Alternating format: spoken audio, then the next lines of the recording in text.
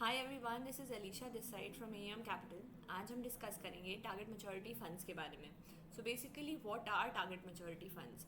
ये फंड्स ऐसे हैं जो कि ऐसे सिक्योरिटीज़ में इन्वेस्ट करते हैं जो जिन सब का एक सिमिलर मैच्योरिटी डेट होता है। तो इसमें इस टाइप का स्ट्रक्चर फॉलो होता है जिसमें सारे बॉन्ड्स जिसमें इन्होंने इन्वेस्ट किया है वो एक स्पेसिफिक मैच्योरिटी डेट या मैच्योरिटी सेगमेंट में फॉल करते हैं। इसमें इन्वेस्टर्स को short term, medium term, long term के होराइजन के हिसाब से इन्वेस्टमेंट ऑप्शंस मिल सकता है, या तो कुछ इन्वेस्टर्स को depending on their investment horizon और मैच्योरिटी डेट उस हिसाब से भी इनके लिए इन्वेस्टमेंट ऑप्शन रहता है, जिसमें 1 ईयर, 3 ईयर, 5 ईयर, 10 ईयर्स तक के भी 10 ईयर्स एंड अबव ऑल्सो के भी टारगेट मैच्योरिटी फंड्स अवेलेबल है। इसका सबसे बड़ा बेनिफिट ये हो जाता है कि ये बॉन्ड्स और म्यूचुअल फंड्स ये दोनों का एक परफेक्ट कॉम्बिनेशन बैठ जाता है।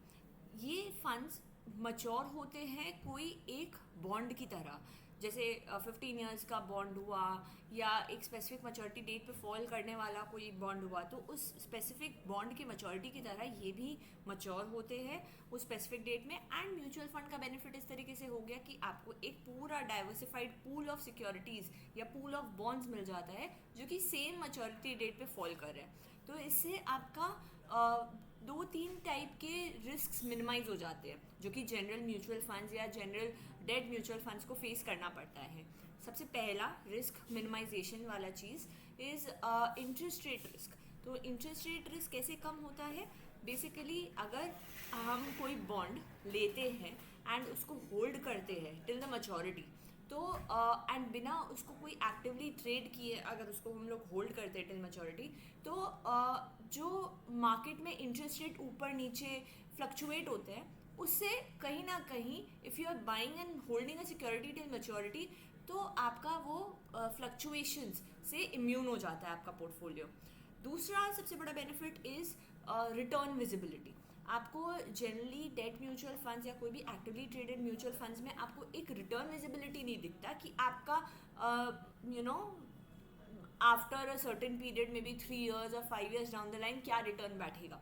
बट यहाँ क्या हो जाता है कि just because these funds they hold the bonds till their maturity date, तो इससे आपका वाईटीएम कैप्चर हो जाता है, आपका यील्ड कैप्चर हो जाता है, जिसकी वजह से आपको पता चल जाता है कि हाँ at the end of maturity, at the end of 3 years, मेरा 3 ईयर्स का अगर टारगेट मैच्योरिटी फंड है तो 3 साल के बाद मेरा इतना मोटा मोटी रिटर्न बैठ जाएगा।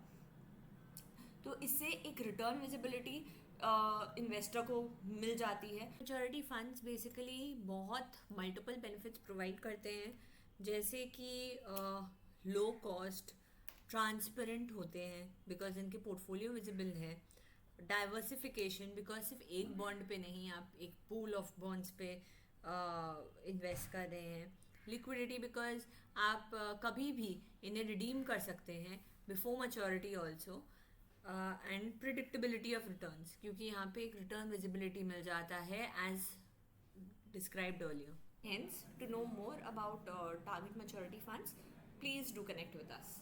Thank you.